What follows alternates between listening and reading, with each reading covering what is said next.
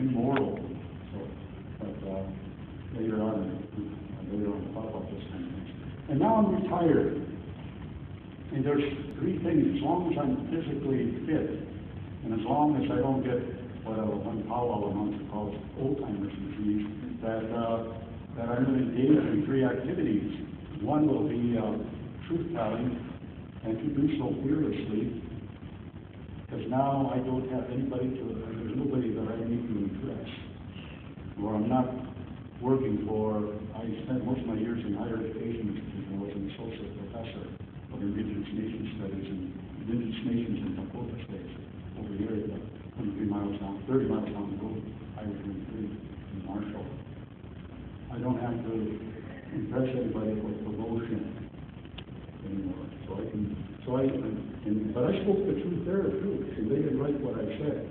So a whole bunch of bad things happened there. But I managed to retire on my own terms. But what happened is there was no Native studies before I came in 1992. And then when I retired in 2008, there was no Native studies, Indigenous Nation studies at Southwestern Minnesota State University after I retired. So you get an idea of what they thought about that. Surrounded by 5 Dakota communities, but they don't think that's important at all. And that's part of the situation too, a white supremacist situation where most of the Western Europeans have this idea that my language is the best, everybody should speak our language. My religion is the truth, so everybody should join our religion. They think like that. Our values are the best, our worldview is the best. Everybody ought to look at things the way Western Europeans and U.S. Euro-Americans look at things. And of course, our traditionals, people who are following the old ways, they say, no, we can respect your ways, and those are your ways, you can do those, but let us do our ways that we've done for thousands of years. And to me, that just makes just common sense. Just common sense. Okay, then I want to say something of background. Why am I interested in this treaty of 1805? Well, it began in 1975. State activities like this, the Great Oyata Fishing, didn't happen on a whim. Or I woke up one morning and said, hey, let's go test our treaty fishing rights. No, it's a long time. I did at McAllister College. I developed the course Dakota History and Culture, and then I also developed it at the University of Minnesota as well, in the American Indian Studies Department. But in there's a section on treaties, and so every time we looked at the Treaty of 1805, I would look at it and say, man, we got to do something about this. So, the years that go by make so much good come. Man, we got to do something about this. And go on and on and on. Finally, 30 years later, 75, 85, 95, 2005, the 200th anniversary of the Treaty of 1805, we finally did something. And we exercised our fishing rights. But nobody came. Authorities came. In fact, the DNR, who manages Fort Snelling State Park and Pike Island, one of them that I work with, her name is Judy Thompson, she said, Chris, no one's going to bother you. Right? No one did. Oh, we were fishing. And then in 2008, we did the same thing. We were fishing at Lake Area. Nobody came again. And it's kind of like, but finally we did. We went to court, but not because of fishing. We went to court because of we had 4 days of ceremonies at one of the sacred sites within that ceded area between that Coldwater Spring, and we went to get water from the spring to use in our Binipi. Other people use a gross term like sweat lodge. But I like our term, Binipi, to make alive ceremony. It's a purification ceremony. But the lodge itself represents the mother's womb, and you go in there and then you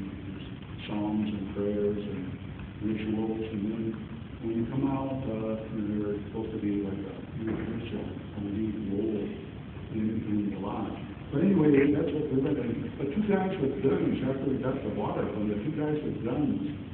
Said, hey, you guys got to have a permit. So we showed them a permit, the treaty, Article 3. This is our permit. Well, that doesn't matter. And so we still got cited anyway, and we have to go to court. So I've been, cited or arrested twice, and went to court 4 times because of this treaty. And so, I lost my train of thought. What I want to say about that. But I'll finish saying more about that. But anyway, truth-telling. I wanted to say truth-telling. Tell the truth about the massive land theft. 3 billion acres of land within the continental United States stolen. 400 treaties, at least, broken, violated by the United States government. Genocide of 16 million native peoples. Suppression of our languages. Suppression of our religions. Residential boarding schools. And just all around U.S. all-American oppression and racism and white supremacy. Those are the kind of things that, that I talked about. And I think these things, the land theft, the broken treaties, the genocide, they need to be taught in schools. But see, U.S. Euro-Americans don't want to talk about it, and I don't blame them, because it reflects badly, not only on the U.S., but also on the U.S. Euro-Americans. What kind of people are they to do these kinds of things? And I always tell my students, geez, my people stole 3 billion acres of land. And I'll say, what it said we'll talk about settlement. Settlement. We'll talk about manifest destiny. Doesn't it sound much better than land theft? And most of the times we haven't been paid for either. And I'll say some more about that concerning the treaty of Agent Park.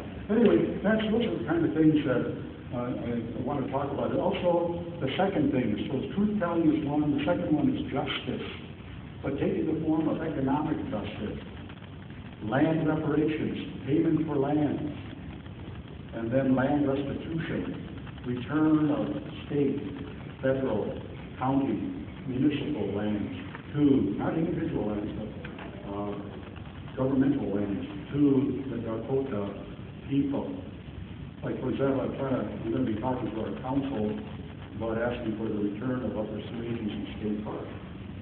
But right now, I figure it's a good time because the budget situation, and they might be closing parks anyway, so that maybe it's a good time they want to give it back to us, and we'll take care of it then. And besides, up there too, there's a reason for that. One of my relatives is buried up there, and there's other Dakota people buried up there. But Mazomani, he's buried up there along the bluffs. And a lot of people go there to meditate, to go there to pray. And I think, I don't know if there's anybody that have gone up there with what's called the nunmpa, crying for a vision quest, but it's certainly a good place up there for some of the ceremonies as well. And then so justice, and knowing full well, like this treaty, even if you get it into the white man's court, I'm going walking in with my eyes open. I don't expect justice, because like George Mitchell said, one of the founders of the American Indian movement back in 1968, he says, justice for the white man means just us. So, or like Lanier in his book, Lanier, Supervision, he says, there are 2 systems of justice in South Dakota, one for the white man and one for the Indian. And of course, I think black people here can say the same thing as well. And then the last one, and this is probably more pie in the sky than the first 2. It's going to be batting up, and people don't like truth-telling, and they really get angry. especially if I speak or my younger daughter speaks at some places. And then justice, the return of lands, white people just don't like that. But mutual respect, that's probably the most pie in the sky one. Because I think U.S. Euro-Americans, with their attitude of white supremacy, racial superiority, and racial hatred, I don't know that they can ever get to that point where they can work for mutual respect. I think individuals can, individual U.S. Euro-Americans, and there's probably a couple in here that are like that. But I think that's really, really hard. And I'm not talking about reconciliation. I just think, every time I hear a white person say reconciliation, what he means by that is, oh, let's come and we'll get together, we'll eat together, and we'll sing together, and then our feathered friends can dance for us, and then we can go away saying, oh, we're reconciled. And that is such, well, the term I use is go by an excellence. Okay, treaty. I want to make sure I get done with this. In fact, there's no clock here, so.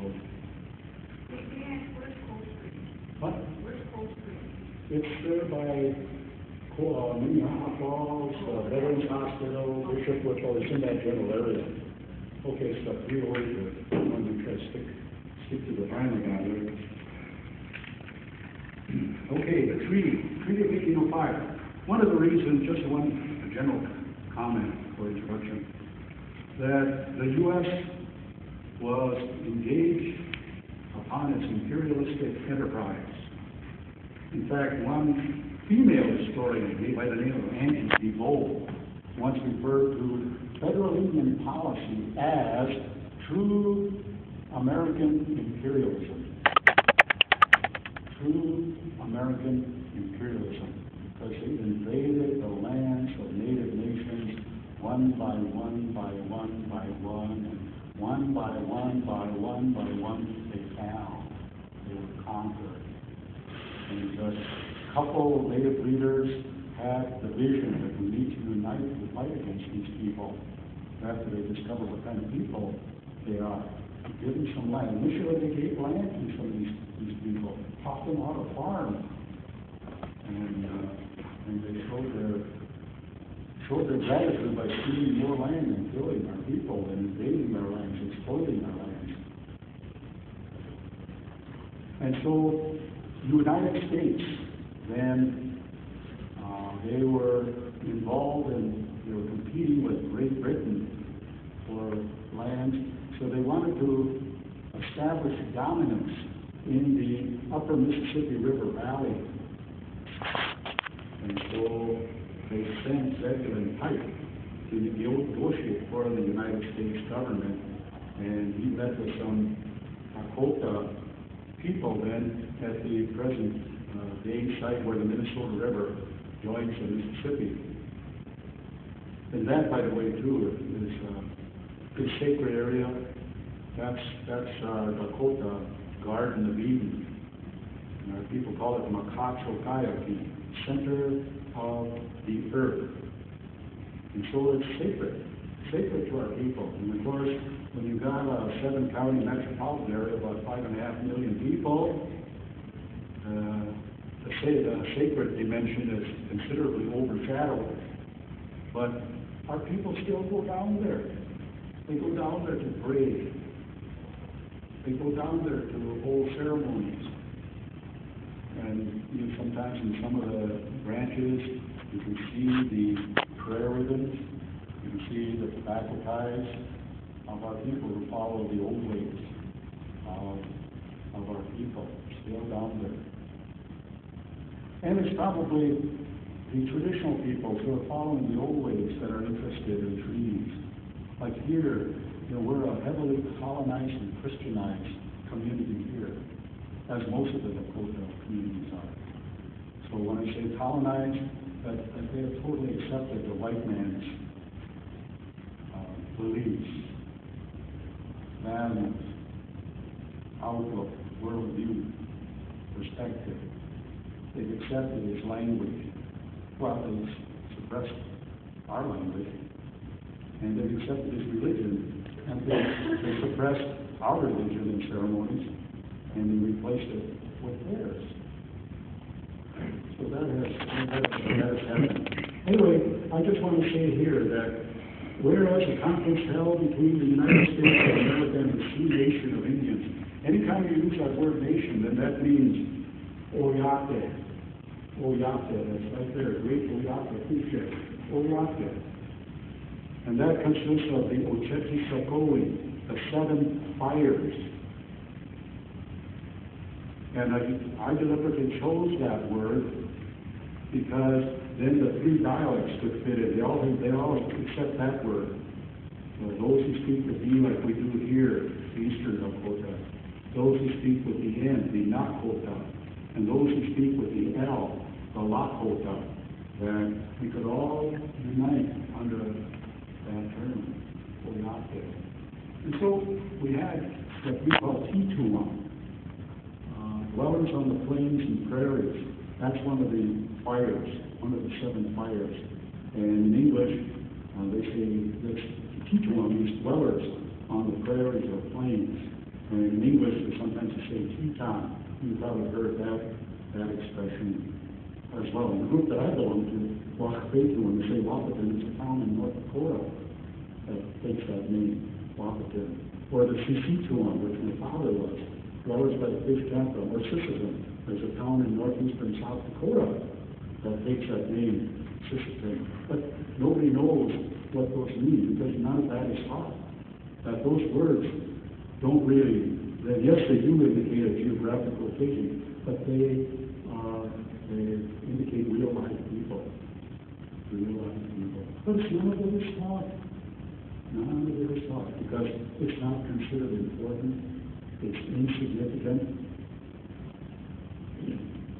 So that's, and this is one of the reasons then too that I always invite representatives from the 7 fires to come and participate. Not representatives of a reservation, but that, because the reservations represent governments that were imposed upon us by the United States, and our reservation governments generally are arms of the United States. They represent the United States, and the United States represents them in international duties. Well, it really doesn't. The United States represents white people, but in theory, that's what it's supposed to be. Okay, Article 1. This just dealt with the building of a fort. Since they wanted to establish dominance, then they needed to build a fort, at least the first fort anyway. And a fort is an instrument of war, guard, so they could protect the settlers as they stole the land. They knew that if they tried to just invade and then occupy, that the people who are there are going to resist that, and they might kill. And of course that did happen. And so if that did happen, then they could call out soldiers, white soldiers from the fort, to either exterminate or remove the Dakota from our ancient homelands here, which they eventually did anyway. So then, after the U.S. military got a job done, then the settlers could safely steal the land. You find forts all along the Minnesota River and all the way up to Sisseton, South Dakota, forts. And every reservation has their fort. Like my younger daughter was an activist. She has produced a bumper sticker and a banner that says, take down the fort, an icon of U.S. imperialism. And that's what a fort does. It's an icon of U.S. imperialism. And right now, the Minnesota Historical Society, that's my name for them, they don't want to talk about things like that. Imperialism. The definition I use for imperialism I got from Hunani K. Trask, a Hawaiian woman, native woman, indigenous woman, and she defined